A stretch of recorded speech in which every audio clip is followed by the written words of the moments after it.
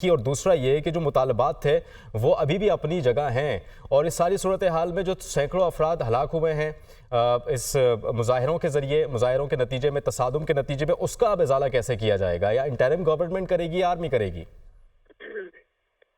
دیکھیں، جو بنگلہ دیش میں صورتحال ڈیولپ ہوئی ہے اس کے دو پہلو ہیں۔ ایک تو یہ ہے کہ اس پہ بنگلہ دیش پہ کیا اثر پڑے گا، ان کے فیوچر پہ کیا اثر پڑے گا، اور دوسرا خطے کے حوالے سے جس کی آپ نے بھی نشاندہی کی۔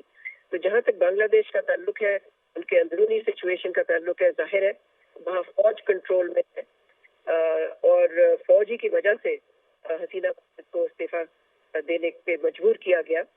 لیکن جو چیز سامنے آئی ہے وہ یہ ہے کہ عوامی طاقت کے ذریعے یہ حکومت برطرف ہوئی ہے۔ مظاہرے جولائی سے چل رہے ہیں، بلکہ جنوری میں جب انتخابات ہوئے بنگلہ دیش میں، اس وقت اپوزیشن نے بوائیکاٹ کیا، اور اسی وقت یہ سارا قصہ شروع ہوا کہ انہوں نے جو الیکشن ہے وہ رگ کی ہے، اس میں فراڈ ہوا ہے۔ تو تب سے اب تک آپ دیکھ رہے ہیں کہ مظاہروں پہ مظاہرے ہوتے رہے، جس میں کہ اسٹوڈنٹس ظاہر لیڈ میں تھے، لیکن مطالبات جو ہے وہ بڑھتے گئے۔ تو اب دیکھنا یہ ہے کہ آیا فوج جو ہے بنگلہ دیش کی، کیا وہ نئے انتخابات جلد از جلد کرائے گی یا کچھ دیر وہ کنٹرول میں رہیں گے؟ ٹھیک ہے، اس کے بعد تو یہ واضح ہو گیا کہ student power can do any thing. Millia صاحبہ، یہ بھی میں آپ ہی سے جاننا چاہوں گا کہ آرمی جو کہ اب سے کچھ دیر بعد باقاعدہ طور پر عوام کو بھی اعتماد میں لے گی، خاص کر کے جو مظاہرے چل رہے تھے اسٹوڈنٹس کی جانب سے، ان کو بھی اعتماد میں لیں گی، اور وہ جو ان کے مطالبات تھے اس حوالے سے بھی جو ہے وہ بات کریں گے، اس کا بھی امکان ہے۔ یہ بتائیے گا کہ پاکستان یا پھر بھارت، اس پر کیا اثر پڑے گا، اور جو بھی نیبر کنٹریز ہیں اس ساری صورتحال کے بعد اس پر کیا اثر ہوگا، منفی یا پھر مثبت آپ کی نظر میں؟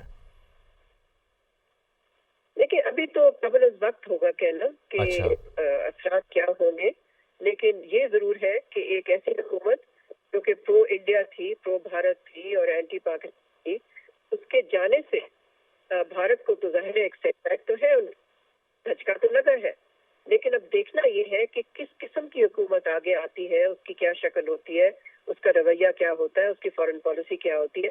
تو میرا خیال ہے ابھی ہمارے لیے مشکل ہے کہنا کہ اس کے خطے پہ کیا۔ ٹھیک ہے، قبل از وقت ہے، بھارت کے کیا مقاصد تھے؟ چونکہ شیخ حسینہ واجد کے پشت پناہی پہ تو بھارت ہی تھا، اس کے کیا مقاصد تھے بھارت کے بنگلہ دیش سے؟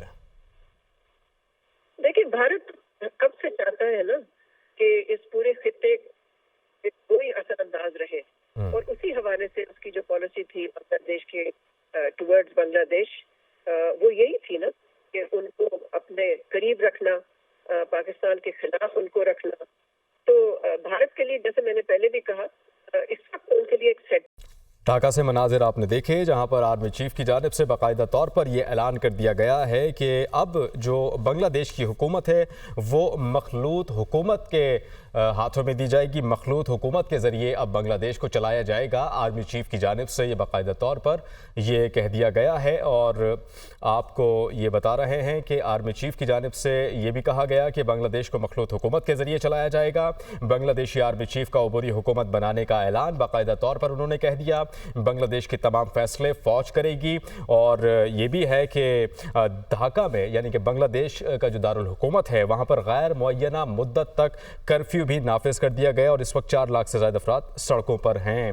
یہ خبر آپ کو دے رہے ہیں، بنگلہ دیش میں اہم ڈیولپمنٹ ہوئی ہے۔ شیخ حسینہ واجد بنگلہ دیش چھوڑ کر بھارت جا چکی ہیں، خبر ایجنسی کی جانب سے اس کی تصدیق بھی کی گئی ہے۔ بنگلہ دیش کو اب مخلوط حکومت کے ذریعے چلایا جائے گا۔